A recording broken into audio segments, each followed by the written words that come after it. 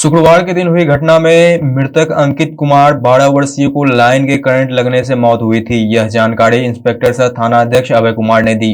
उन्होंने बताया कि मृतक की मां प्रतिमा देवी पति हरि माधव शर्मा के आवेदन के आलोक में थाना कांड संख्या 193/23 धारा 304, 201, 34 भारतीय दंड विधान के नामजद अभियुक्त रविंद्र सिंह तथा उनकी पुत्री है।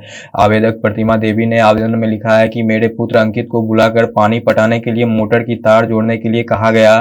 तब तक रविंद्र सिंह की पुत्री ने लाइन दे दिया, जिसके चलते अंकित कुमार की घटनास्थल पर ही मौत हो गई। बेदिया से रविरंजन पांडे की खास रिपोर्ट।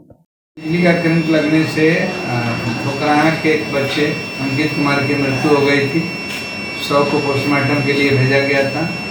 उनके परिजनों द्वारा जो आवेदन दिया गया है उसमें रविंदर सिंह और उनकी लड़की के ऊपर आरोप लगाया गया है कि वो लोग घर से बुला के ले गए और तार जोड़ने के लिए बोले तथा उनकी लड़की द्वारा स्विच दबा दिया गया, जिससे करंट लगने से उस बच्चे अंकित कुमार की मृत्यु हो गई। शव का पोस्टमार्टम हो गया है, विधि व्यवस्था समान है।